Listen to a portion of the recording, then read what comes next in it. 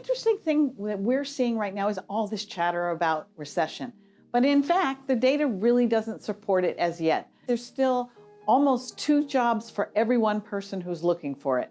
So if you lose a job, you still can find one.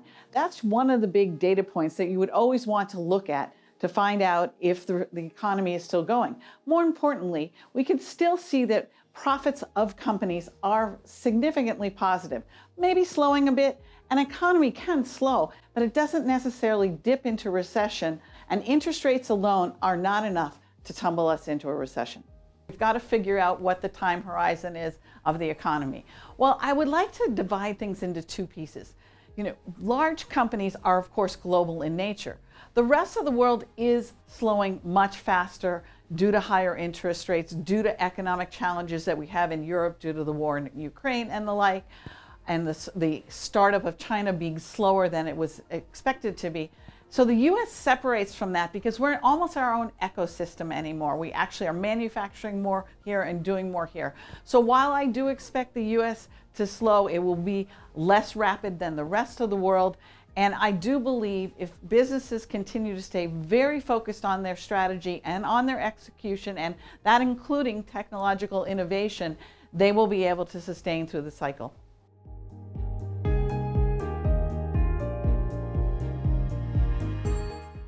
I'm very worried about companies that are lagging in technological innovation. And I think it's very, very possible that a number of CEOs during a time where they're seeing maybe slowing top line growth of their company will pull back on their R&D and their innovation. This actually will hurt and especially in their valuation from Wall Street and the other markets, because they will see that next level and the market of expectations that the stock market is won't see anything to look forward to. So I encourage the C-suites to keep focused on their longer term strategy and that innovation that will continue to drive growth.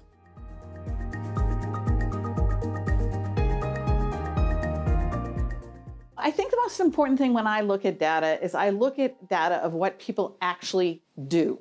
All right, when we look at consumer expectations or the University of Michigan Consumer Confidence Study, that is a survey. Even frankly, the US government's spending data that comes out in the middle of every month is actually a survey of a number of businesses.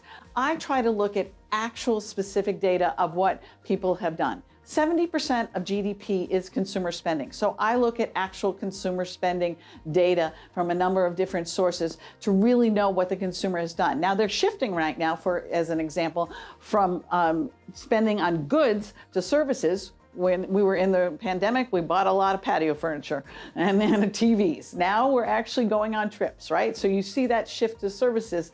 So there can be a change for a given business. But when I look at other data, what am I looking at? You always want to see if people are employed. If people are employed, they have a job, then they spend. Remember, I just said 70% of the economy is spending. So we want to tie that all together. What do I look at? The Thursday data that comes out every week on jobless claims. If you lose a job and you're asking for benefits, well, yesterday's jobless claims was fascinating because 4 million people quit their job. That tells you that they still are confident they can find another job. That's very important. The fundamental thing for any business is that the cost of labor, while elevated now, is going to remain elevated because there just is a fewer number of people who are going to be searching for these jobs.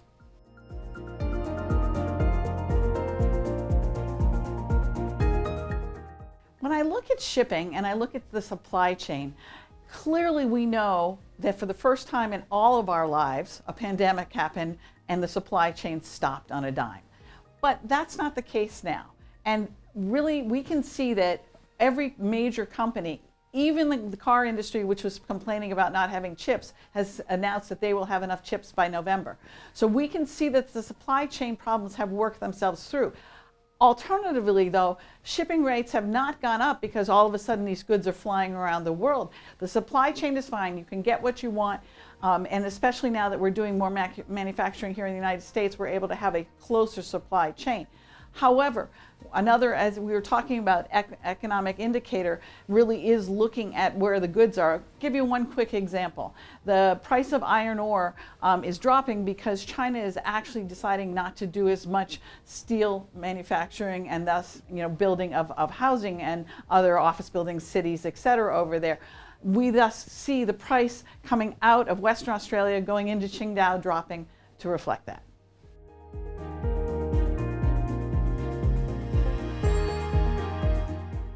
When I look at economic indicators and what's really important when I'm trying to think about where the economy is going from a 30,000 feet macroeconomic level, one of the things I do look at is movement of people. And we see, the airline bookings, right? And that's good future indicators. So that's a very important thing. But then we also look where they're going. The other thing I very much look at is demographics of where people are living.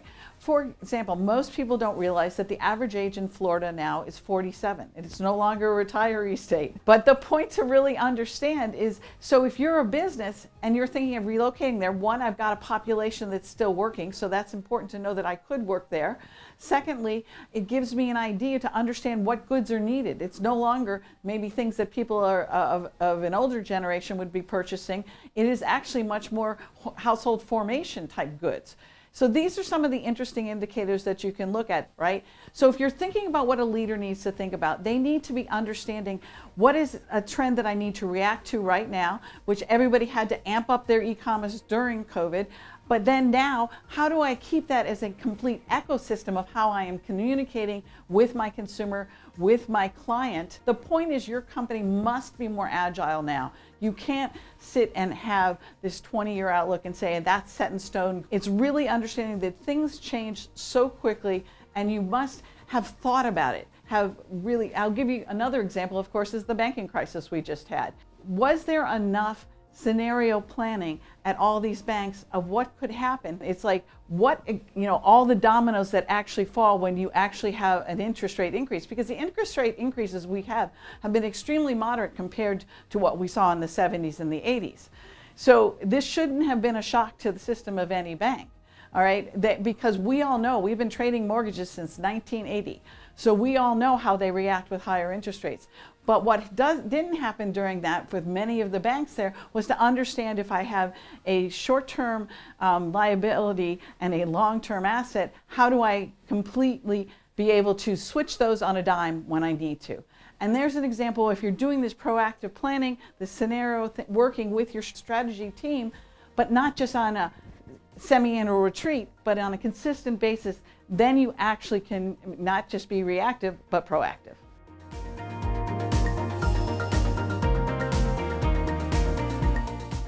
I think that there's a huge opportunity right now for any company to capitalize. Never let a good crisis go to waste, as they say.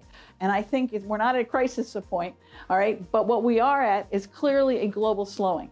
And so it gives you the opportunity to say, let me double down on my strategy. I have confidence in it. I have confidence in the people I've got right now to execute upon that strategy. And then I can go take market share.